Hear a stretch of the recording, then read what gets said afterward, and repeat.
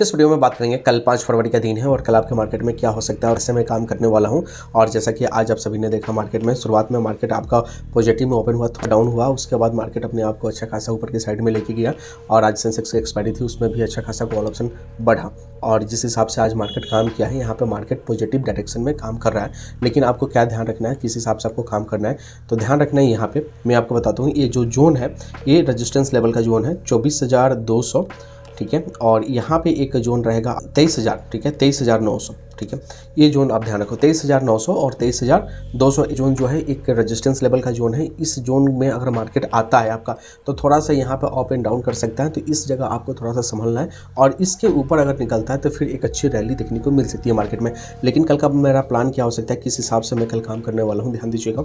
अगर कल मार्केट यहाँ पर पॉजिटिव में ओपन होता है यानी लाइक 23,780 के ऊपर अगर मार्केट चाहता है, ठीक है, तो मैं यहाँ से कॉल ऑप्शन की तरफ बढ़ूंगा। लेकिन कॉल ऑप्शन की तरफ कैसे बढ़ूंगा, किस हिसाब से बढ़ूंगा, ये वाली चीज़ें आपको बहुत ही ध्यान रखनी है। 15 मिनट का मैं टाइम फ्रेम लगा कर रखूंगा, ठीक है। 15 मिनट का टाइम फ्रेम के हाई और लो को मैं मार्क कर लूँगा और हाई को अगर ब्रेक करके मार्केट ऊपर जाता है तभी जाकर मैं कॉल ऑप्शन की तरफ बढ़ूंगा और स्कैल्प करते हुए थोड़ा सा चलूंगा। चूँकि यहाँ पे जोन ये बहुत ही नज़दीक है यानी 23,900 जोन खास दूर नहीं है यहाँ से, ठीक है। तो इस बीच तक मैं स्कैल्प करते हुए चलूँगा और यहाँ पर थोड़ा सा मैं अपने ट्रेडिंग को होल्ड करूँगा। इसके ऊपर जाएगा तो मैं कुछ और चीज़ें प्लान करूँगा, ठीक है, बाई की साइड में यानी कॉल ऑप्शन की साइड में। लेकिन उसके पहले मैं प्लान करने वाला नहीं हूँ। लेकिन ध्यान दीजिएगा, अगर 15 मिनट का टाइम फ्रेम को जो लगा के आपने रखा है और इसके अगर लो को ब्रेक कर देता है मार्केट तो मैं यहाँ से पुट ऑप्शन की तरफ बढ़ूंगा। लेकिन यहाँ पे आपको ध्यान रखना है क्या, जब पुट ऑप्शन की तरफ मैं बढ़ूंगा लेकिन 23,780 के नीचे अगर आएगा मार्केट तभी, और अगर इसके नीचे मार्केट आ जाता है तो ये वाला मेरा सब स्टॉप लॉस रहेगा ऊपर का, ध्यान से समझ लेना। यहाँ पे 23,780 ये मेरा स्टॉप लॉस रहेगा, तभी जाके मैं यहाँ से नीचे की साइड बढ़ूंगा और यहाँ तक मार्केट आने की चांसेस रह सकती है। कारण मैं बताता हूँ क्यों ऐसा हो सकता है मार्केट का। तो यहाँ पे अगर लॉन्ग टाइम फ्रेम पे आते हैं, ठीक है, और 1 डे के टाइम फ्रेम पे अगर आते हैं तो आपको 1 डे के टाइम फ्रेम पे अगर आप देखो थोड़ा सा, ठीक है, 1 डे के टाइम फ्रेम पे देखो तो मार्केट का जो डायरेक्शन है ये एक अच्छा खासा पॉजिटिव डायरेक्शन में है।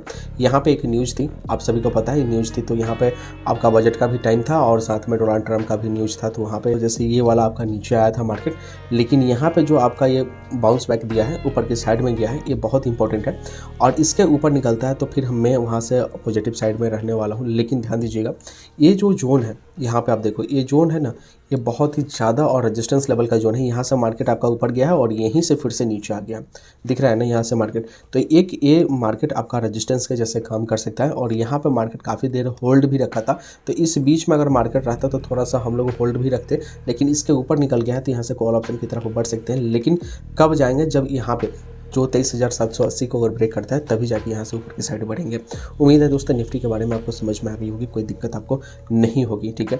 यहाँ पे बैंक निफ्टी के बारे में बात कर लेते हैं थोड़ा सा। बैंक निफ्टी का भी जो यहाँ पे चल रहा है, बैंक निफ्टी भी यहाँ पे मेरे भाई लगभग सेम है। निफ्टी का यहाँ पे एक रेजिस्टेंस लेवल है, ये बहुत इंपॉर्टेंट रेजिस्टेंस लेवल है मेरे भाई, आपको ध्यान रखनी है, ठीक है। ये इंपॉर्टेंट रेजिस्टेंस लेवल है यानी 51,500 और 52,000 के करीब, ठीक है। 51,500 और 52,000 ये इंपॉर्टेंट रेजिस्टेंस लेवल है और इसके ऊपर कहीं मार्केट निकलता है, ठीक है, मैं आपको यहाँ पर बता देता हूँ, ठीक है, ध्यान रखिएगा इस लेवल का, ठीक है।